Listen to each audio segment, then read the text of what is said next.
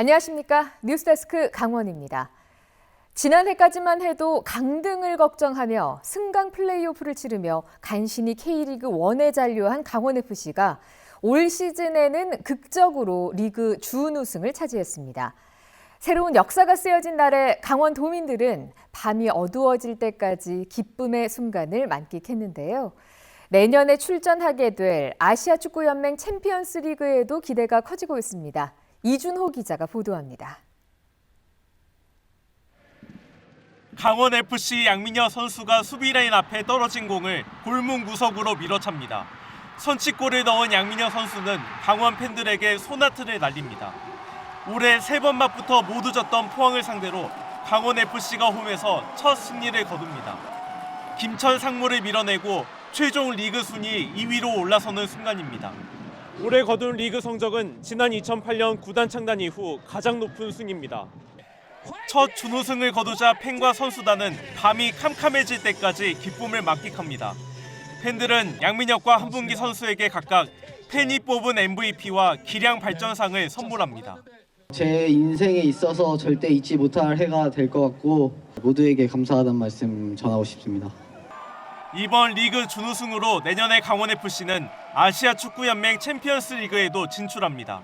저희 도민구단으로서 도민들이 모두 다 기대하던 그런 기록과 염원 중에 하나였는데 더 나은 시즌을 맞이하게 되면서 되게 팬 한 명으로서 이제 감회가 새롭고.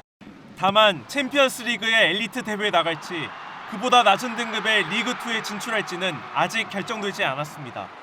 변수는 현재 열리고 있는 올 시즌 아시아 챔피언스리그의 두 대회에서 한국 팀들의 우승 여부입니다.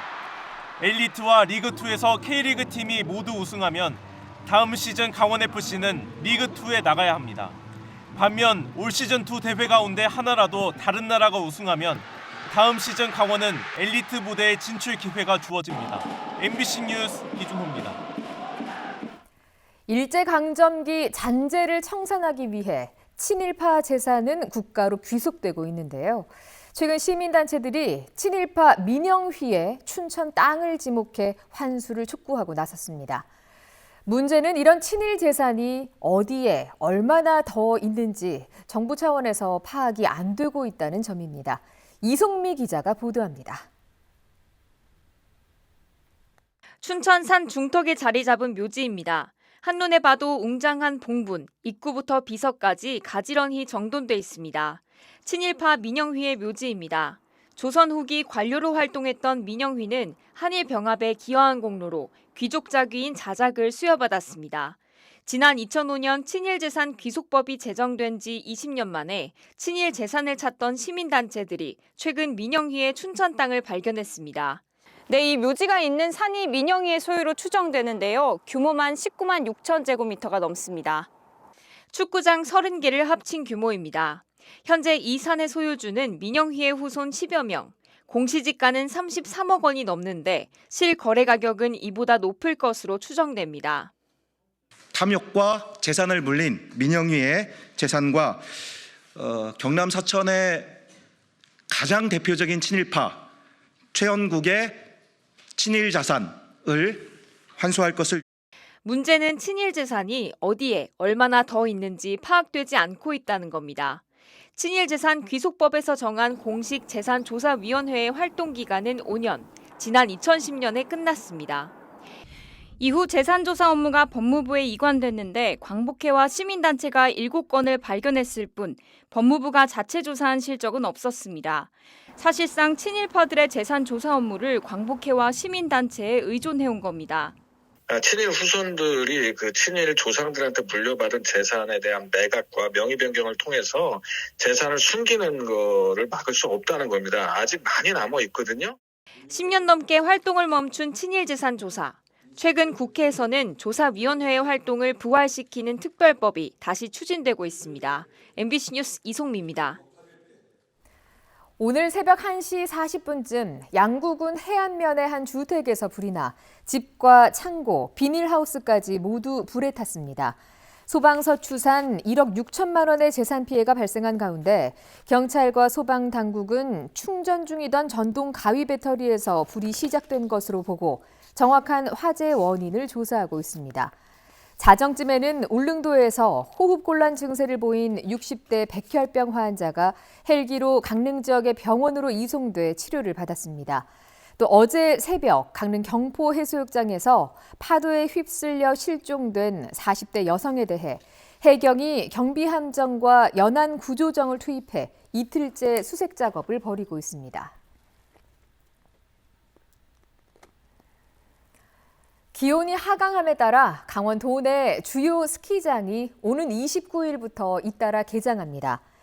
애초 22일에 개장하려던 평창 모나용평과 휘닉스 스노우파크는 따뜻한 날씨 탓에 일주일가량 개장이 연기돼 29일부터 스키장을 오픈합니다. 홍천 비발디 파크도 12월 1일 개장일을 잠정 연기했고 정선 강원랜드 하이원 스키장은 12월 6일부터 스키장 운영에 들어갑니다. 횡성 웰리 힐리 스노우파크 스키장은 아직 개장일을 정하지 못해 다음 주쯤 인터넷 홈페이지에 공시합니다. 임제군의 대표 겨울 축제인 빙어 축제가 올해에 이어 내년에도 무산 위기에 처했습니다. 내년 1월에 개막하는 빙어 축제는 소양강 댐의 수위가 183m 이하로 유지돼야 축제 기반 시설과 빙판 조성 등이 가능한데 현재 수위가 만수위 193.5m에 근접한 190m에 달하고 있습니다.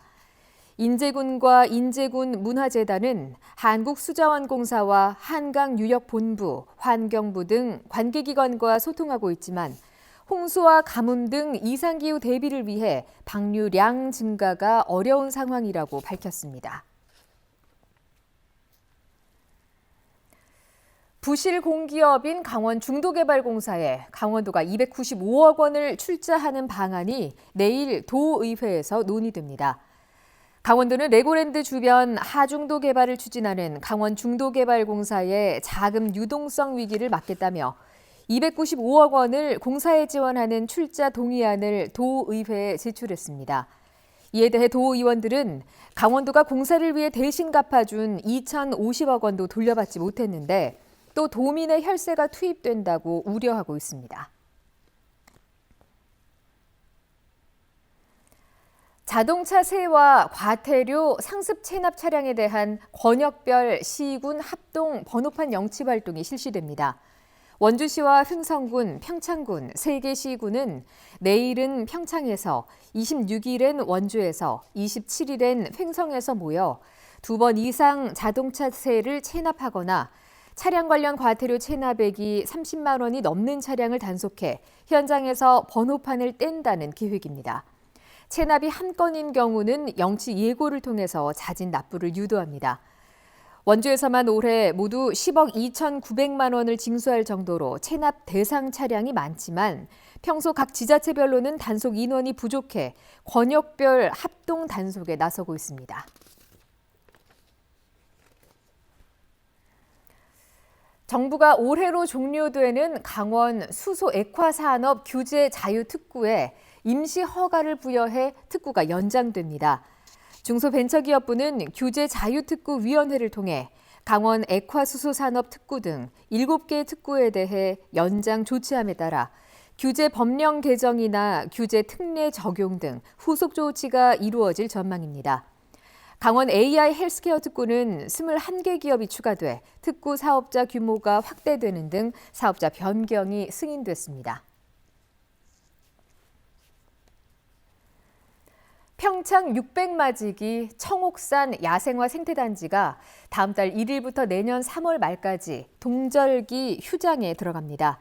이 기간 동안 야생화 생태단지 내 관리사무소와 남녀 화장실, 주차장을 폐쇄할 예정이며 방문객들은 생태단지 시설을 이용할 수 없습니다. 평창군은 겨울철에는 야생화가 피지 않을 뿐더러 한파로 인해 시설 유지가 어렵고 빙판길 등 방문객 사고를 예방하기 위한 조치라고 설명했습니다. 태백시가 순직산업 전사 위령탑 성형화 조성 사업을 추진하기 위해 보상 계획을 공고했습니다. 보상 대상은 사업 부지인 태백시 황지동 일원 73,320제곱미터이며 보상 금액은 감정평가를 거쳐서 결정됩니다. 보상 열람은 다음 달 12일까지 태백시청 탄소중립과와 서울 강남구에 있는 보상사무소에서 가능합니다. 순직산업 전사 위령탑 성역화 조성 사업은 산업화에 기여한 광부들의 헌신을 추모하는 공간을 마련하는 것으로 2026년까지 425억 원이 투자될 예정입니다. 강원 지역에 있는 구급차 한 대의 담당 면적이 서울의 37배에 이릅니다.